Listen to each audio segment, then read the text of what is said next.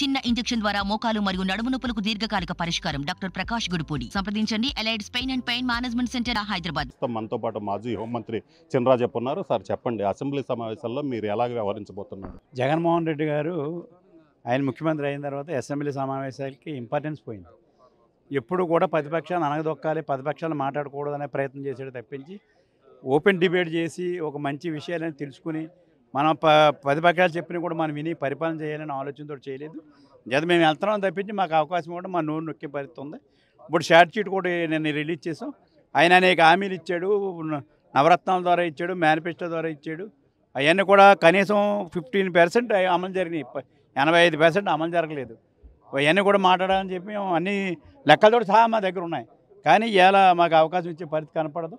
ఎందుకంటే ఏదేమైనా మేము బయట కానీ లోన్ కానీ మాట్లాడి ఏదైతే ఆయన ఫెయిల్యూర్స్ ఉన్నాయో ఫెయిల్యూర్స్ అన్ని బయటకు తీసుకెళ్ళడానికి మేము చర్య తీసుకుంటాం. అంటే గతంలో కూడా చూసుకున్నట్లయితే అసెంబ్లీ సమావేశాల్లో మీరు మాట్లాడనివ్వకుండా చేయటం, అలాగే మిమ్మల్ని పార్టీ ఏదైతే అసెంబ్లీ నుంచి సస్పెండ్ చేయటం ఇలా జరుగుతుంది. సో ఈసారి ఎందుకంటే ఇది చివరి సమావేశాలు కాబట్టి ఎలాగ చేయకూడదు? ఆయన చివర మొదట అన్నది లేదు ఆయనకి.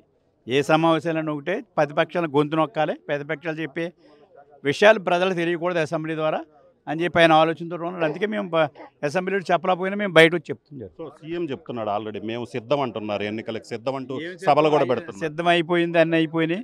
ఒక అమలు ఆయన ఇచ్చిన హామీలు అమలు చేయలేదు.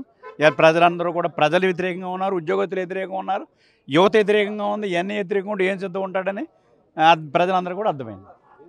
సో ఇది పరిస్థితి. మొత్తం మీద చూసినట్లయితే అసెంబ్లీలో ప్రతిపక్షాల వాయిస్ వినిపించకుండా జగన్ ప్రయత్నిస్తున్నారు. ఆయన ఇచ్చినటువంటి హామీలు ఏదైతే ఉన్నాయి 100% హామీలు నెరవేర్చామంటున్నారు. కానీ వాస్తవంగా చూసుకున్నట్లయితే కేవలం 15% మాత్రమే హామీలు నెరవేర్చారు. వీటన్నిటికీ సంబంధించి అసెంబ్లీలో తమ వాయిస్ వినిపించే పరిస్థితి కనుక లేకపోయినట్లయితే ప్రజాక్షేత్రానికి వెళ్ళైనా ప్రజలు ఏదైతే ప్రభుత్వ ఫెయిల్యూర్స్ అన్నింటినీ కూడా చెప్తామని చెప్తున్నారు. కెమెరామెన్ సిద్ధుతో రామారావు, RTV, గుంటూరు జిల్లా.